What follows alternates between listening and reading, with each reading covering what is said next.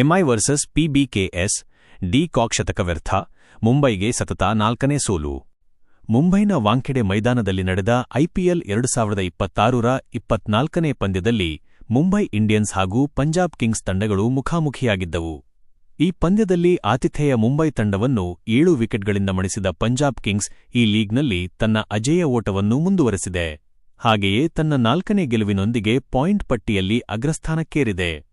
ಇತ್ತ ತನ್ನ ತವರಿನಲ್ಲಿ ಸತತ 2ನೇ ಪಂದ್ಯವನ್ನು ಸೋತ ಮುಂಬೈ ಆಡಿರುವ 5 ಪಂದ್ಯಗಳಲ್ಲಿ 4 ಸೋಲುಗಳೊಂದಿಗೆ ಪಾಯಿಂಟ್ ಪಟ್ಟಿಯಲ್ಲಿ 9ನೇ ಸ್ಥಾನದಲ್ಲಿದೆ. ಈ ಪಂದ್ಯದಲ್ಲಿ ಮೊದಲು ಬ್ಯಾಟಿಂಗ್ ಮಾಡಿದ ಮುಂಬೈ 195 ರನ್ ಕಲೆ ಹಾಕಿತು. ಈ ಗುರಿ ಬೆನ್ನಟ್ಟಿದ ಪಂಜಾಬ್ ಇನ್ನು 21 ಎಸೆತಗಳು ಬಾಕಿ ಇರುವಂತೆಯೇ ಜಯದ ನಗೆ ಬೀರಿತು. ಡಿ ಕಾಕ್ ಶತಕದ ಇನ್ನಿಂಗ್ಸ್. ಈ ಪಂದ್ಯದಲ್ಲಿ ಟಾಸ್ ಗೆದ್ದ ಶ್ರೇಯಸ್ ಅಯ್ಯರ್ ಮುಂಬೈ ತಂಡವನ್ನು ಮೊದಲು ಬ್ಯಾಟಿಂಗ್ಗೆ ಆಹ್ವಾನಿಸಿದರು. ಆದಾಗ್ಯೂ ತಂಡಕ್ಕೆ ಕಳಪೆ ಆರಂಭ ಸಿಕ್ಕಿತು. ರಿಕಲ್ಟನ್ 2 ರನ್ ಗಳಿಸಿ ಔಟಾದರು. ನಂತರ ಬಂದ ಸೂರ್ಯಕುಮಾರ್ ಯಾದವ್ ಗೋಲ್ಡನ್ ಡಕ್ಗೆ ಔಟಾದರು.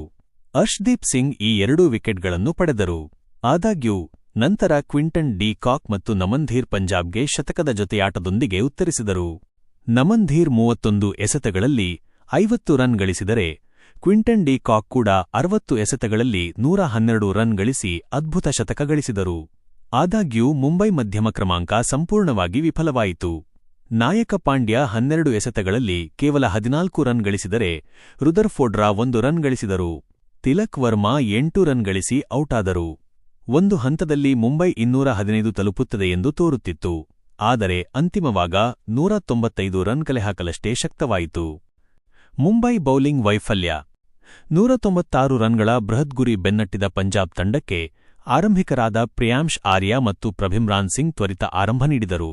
ಪ್ರಿಯಾಂಶ್ ಆರ್ಯ 9 ಎಸೆತಗಳಲ್ಲಿ 15 ರನ್ಗಳಿಗೆ ಔಟಾದರು.